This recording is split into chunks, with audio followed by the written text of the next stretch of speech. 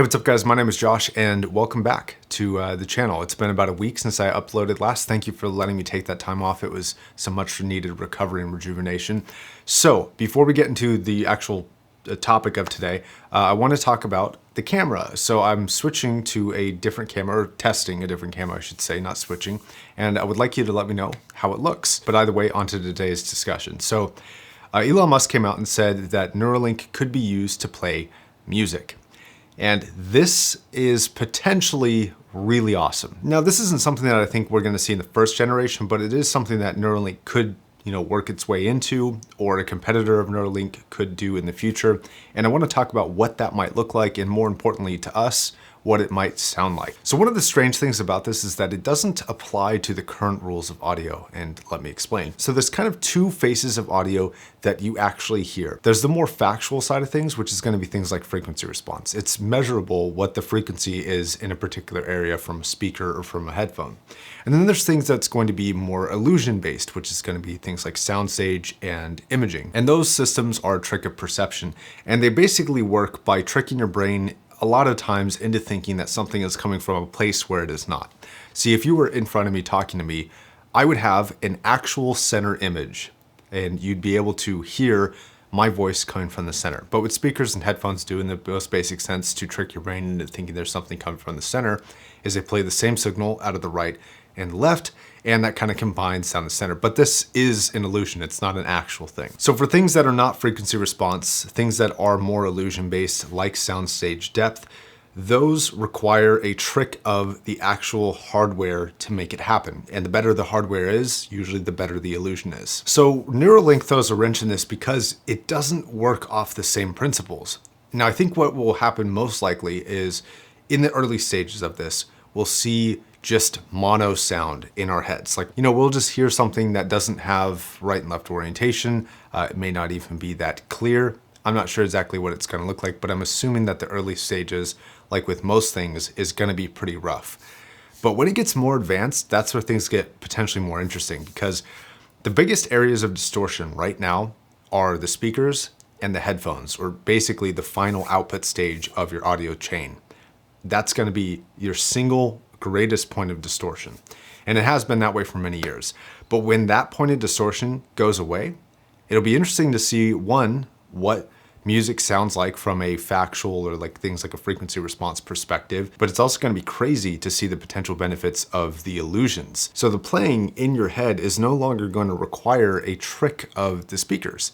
So you could have something that your brain is actually processing as an audio signal that is 25 feet away at exactly 37 degrees.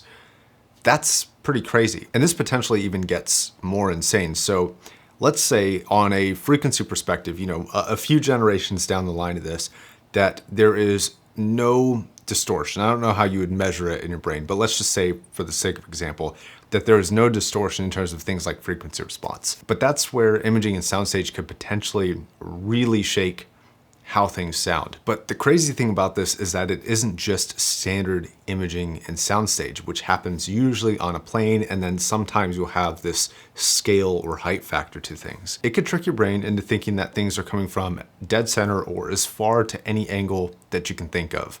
But it's not just your typical gambit of right, left, and forward and back depth. It can also include height and scale, and you could hear something far below your feet or far above your head.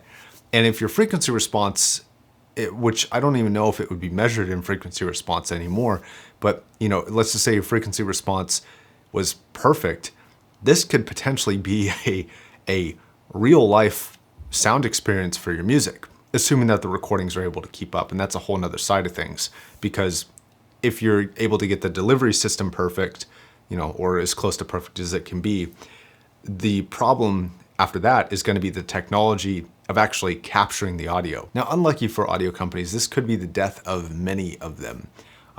Luckily, though, for audio companies, it's probably not going to happen for a very, very long time, that it's going to be a level of advance that sounds better than a really good pair of headphones or a really good pair of speakers. Now, I may be wrong on this, and one thing that is completely possible with this is that the system itself is going to be so advanced and is going to play by such different rules than we're used to, that processing audio in a way that sounds amazing is just going to be completely elementary for it. It's going to be so simple that it's just able to do it without breaking a sweat. That is possible, and that could have happened early on. We're really in this guessing game of how clear and how good things are going to be at what stage. I think it's fair to say that they'll get good, but it's just a matter of, what kind of time scale are we looking at there, and what is it going to look like in the early stages, and when do those early stages really begin? So I think the process that they're going to go through is they're probably going to try and acquire government funding, which means that they're probably not going to be introducing things like audio that are really not all that important in the grand scheme of things.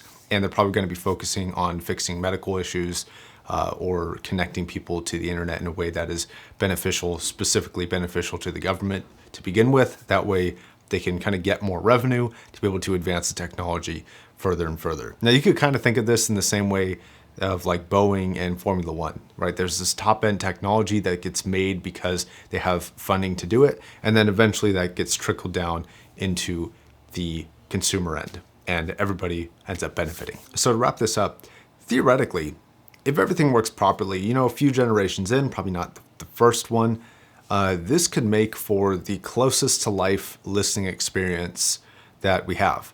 The difference between positional realism in something like a good 7.1 surround sound system versus a 2-channel system in terms of hearing things behind you. 2-channel systems can sound great, but they're not going to be able to throw something behind you like an actual physical speaker. But imagine something that doesn't have to have the physical barriers of speakers. In fact, one of the fundamental problems with speakers, and something that they've been very good at overcoming, but not good enough, is that they're trying to make something like this sound like something like this. And they're trying to get finite points of sound to not appear like they're coming from this, right? They want to seem like it's coming from right here or right here or right here. And speakers that are good at this cost thousands and thousands of dollars and still pale in comparison to actually hearing a real life source. Like a real life guitar never sounds like a high-end speaker. There's a fundamental difference. Mostly, I imagine, having to do with the exacting precision of location, something that speakers are good at, but not real life good. But Neuralink doesn't play by those rules. Your ears are basically just a capture device for your brain to process actual information. So if you can bypass the ear system and just go straight to the processing, if you can send a correct enough signal to the processor unit, it's gonna be like it's real life.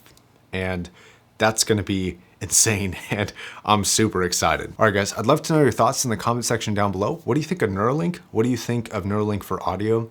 And what do you think of the camera? Okay, guys, thanks very much for watching. My name's Josh, signing off.